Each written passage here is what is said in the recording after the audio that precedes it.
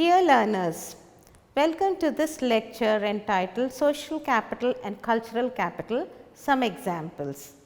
Now, in this lecture, I am going to share with you the basic concepts of social capital and cultural capital, and using some examples and some perspectives, I will make you understand the concepts more clearer. I am Dr. R. Padmaja, a senior scientist at the International Crops Research Institute for the Semi-Arid Tropics or ICRISAT, based in Hyderabad, India. Now, you must have heard about social capital in another video presented by Professor Nithya Rao on the Sustainable Livelihoods Framework. Social capital is one of the livelihood assets according to the Sustainable Livelihoods Framework. Now, in this lecture, you will be able to understand why social capital and cultural capital are important, not just for individuals, but also households and even groups, and how they help in the empowerment process. Towards the end of the lecture, I will also share with you a supplementary material of a video documentary entitled Together We Sow, Together We Reap. Now, this video showcases the process of the build-up of social capital using an example of groundnut production technology and how social capital build-up helped in the empowerment process. Let us look at the Sustainable Livelihoods Framework, also commonly called as the SL framework. Most of you must have seen this in a previous lecture by Professor Nithya Rao. Now, this framework helps us to understand what are the driving factors that limit or restrict or improve household livelihood opportunities for different individuals, households and groups, and shows how they relate to one another. In this lecture, we will not go into detailed explanation of the framework, but focus on two important capital assets. Different households have access to different livelihood assets. Let's see what the different capital assets that the households may have. The livelihood or the capital assets which the poor must often make trade-offs and choices about comprise: 1. Human capital, and examples of these include health, nutrition, education, knowledge and skills, capacity to work or capacity to adopt. The second capital is natural capital. Example: land and produce, water and aquatic resources, trees, forest products, wildlife, wild foods and fibers, biodiversity, environmental services, among others. The third capital is the financial capital, and examples of this include savings, credit, debts, remittances, pensions, etc. Physical capital is the fourth asset in the livelihoods framework, and this includes infrastructure like roads, vehicles, shelter, buildings, water supply, sanitation, energy, etc. Last but the most important, equally important, is social capital, that is networks and connections, feelings of reciprocity, trust, relationships of trust and mutual understanding and support, formal and informal groups, shared values and behaviors, among others. Now, in this lecture, we will focus on social capital and the associated cultural capital. Social capital refers to the resources that are gained by being a part of a network of social relationships. Cultural capital refers to the social assets that promote social mobility beyond economic means. This is the key difference between social and cultural capital, but the social assets are the key connecting factors in both these capitals. There are a lot of sociologists, and one of them, Pierre Bourdieu, argues that a lack of economic and cultural capital creates barriers or subgroups in society to acquire and use social capital. Now, let's look at social capital first. As mentioned earlier in this lecture, we will focus more on social capital. Now, why do we need to understand social capital? Some of the reasons include: 1. It is a framework that supports learning and collective action. B. It allows people and groups to access resources in such collectives. And C. It also is a strength for an individual through the social connections an individual has. Now, horizontal paths are the ties or relationships between uniform or homogeneous groups. The vertical paths are the ties or relationships or linkages that are between different types. Example, these relations could be by caste, by religion, class or other socio-economic variables. Social capital has many definitions. Let's see some of the most common and widely accepted definitions of social capital. The most common thinkers who coined the word social capital and defined it include Portes, Coleman, Putnam and Bourdieu. All of them have one thing in common when they define social capital, that is, they all talk about social structure. So, we will discuss social structure in the next slide. Now, I would like to introduce you to the main theoretical frameworks on social capital. They are the theory of Putnam, who defined social capital as norms, relationships and trust.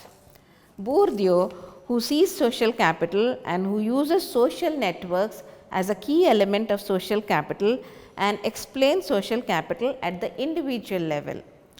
Coleman, who looks at social capital in the family and group settings. Now, in the previous slide, we saw that there are many definitions of social capital and all of them have a common element, that is social structure. Now, what is social structure? Social structure is a formation of social relations and positions. It is a multidimensional space of the differentiated social positions of the people in a society or any other group or collectives. For example, there are many people living in a village. They are identified and differentiated on the basis of either their caste or social grouping, their education, their position in the village, etc.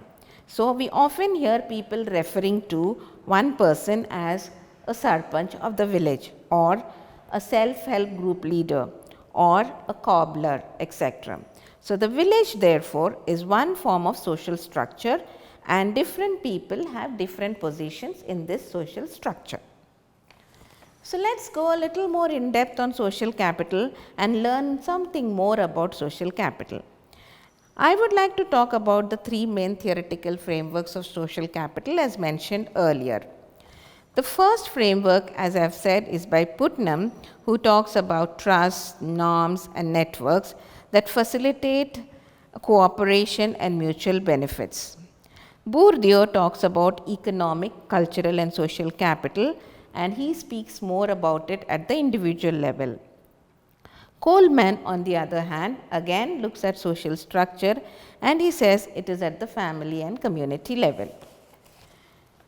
So, let us look at Putnam's definition of social capital. Now, there are three components of Putnam's definition.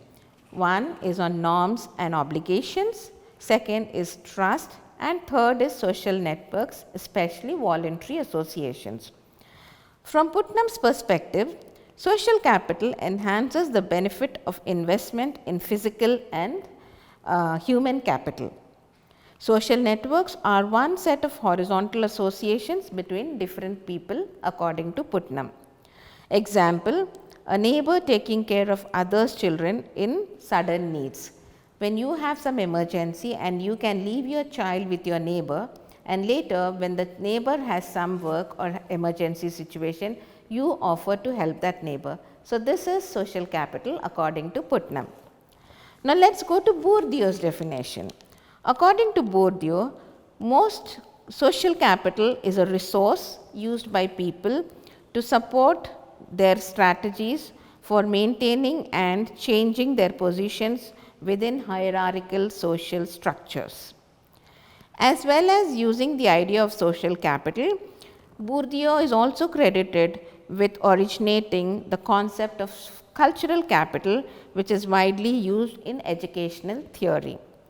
Now, Bourdieu distinguishes linkages between three forms of capital: economic capital, cultural capital, and he including the symbolic capital that he mentions here, and social capital.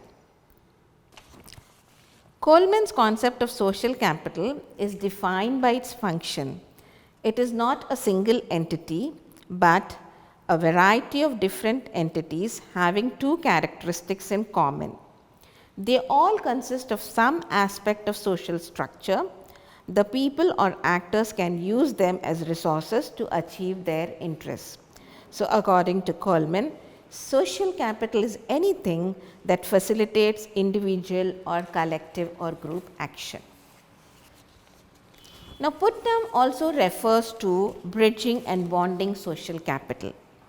The difference between bonding and bridging social capital relates to the nature of the relationships or associations in the social group or community.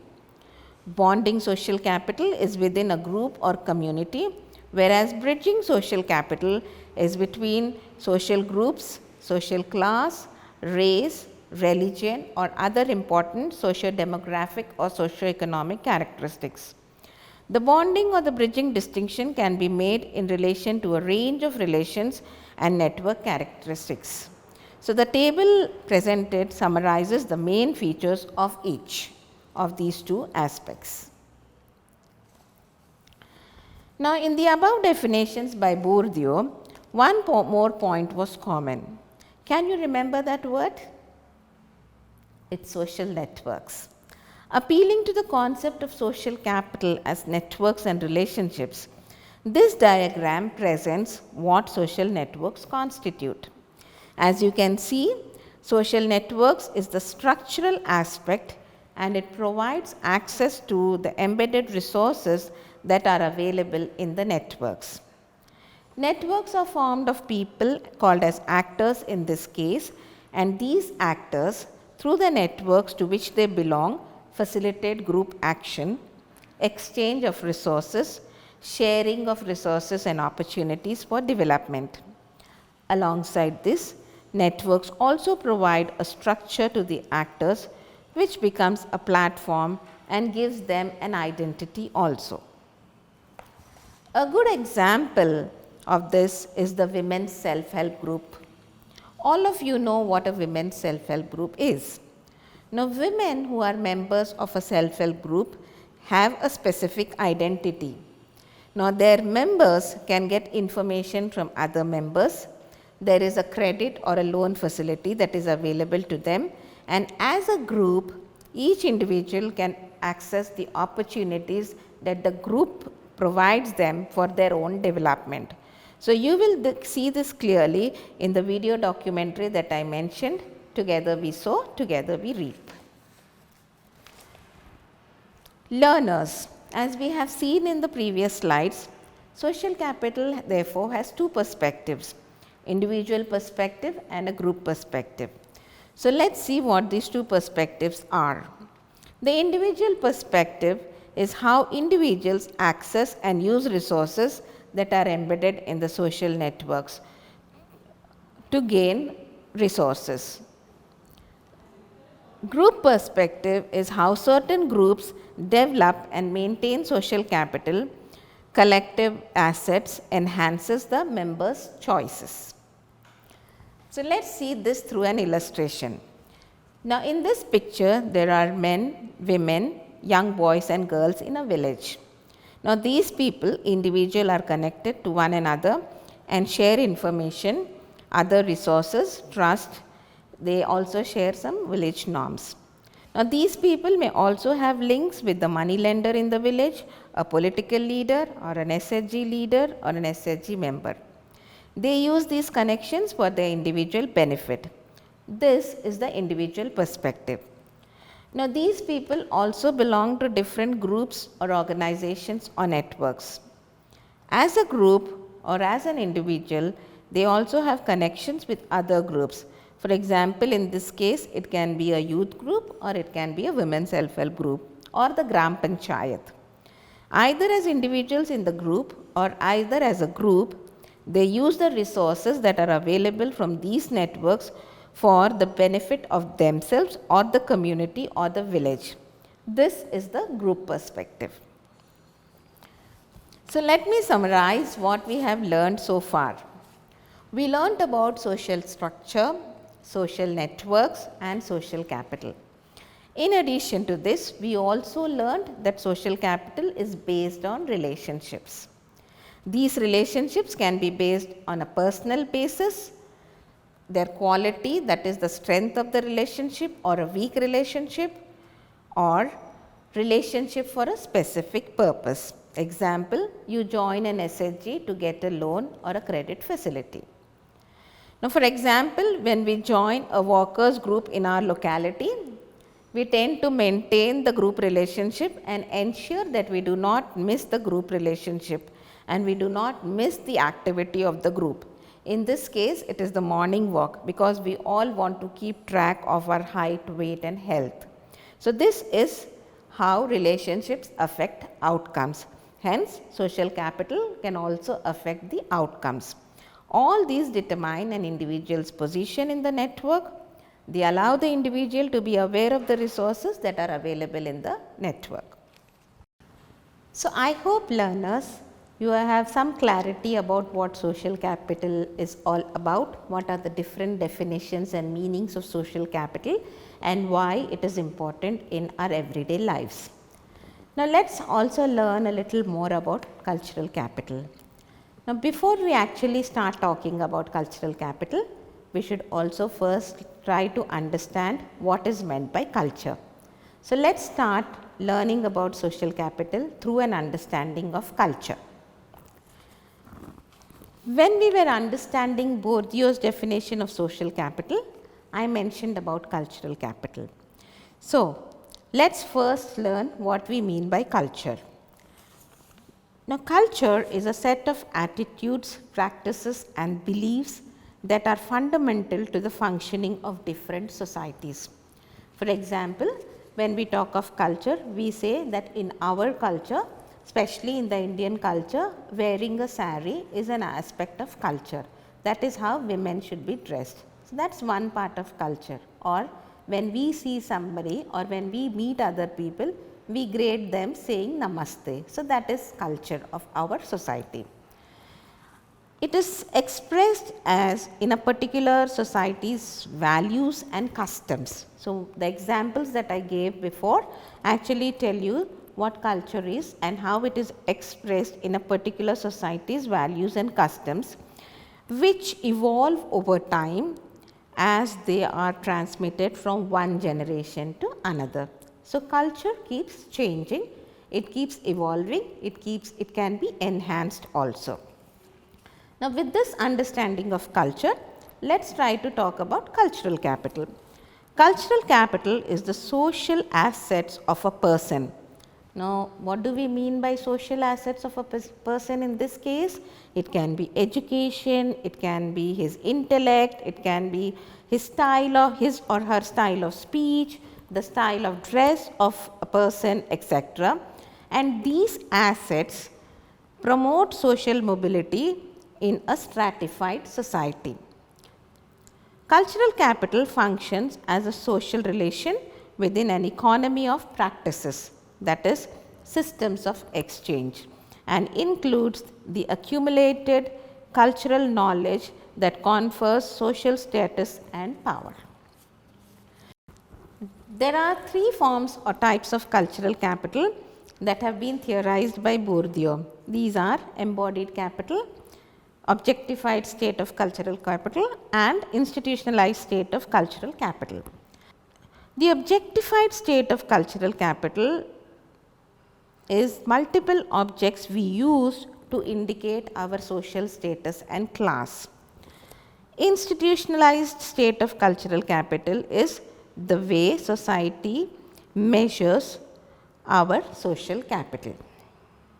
Now, let us understand these three types of cultural capital a little more and much better. Now, the embodied cultural capital includes what we personify as the individual, our skills and understanding, our accents, mannerisms, even and importantly our taste in all manner of things, from music to clothes to food or to watching TV programs.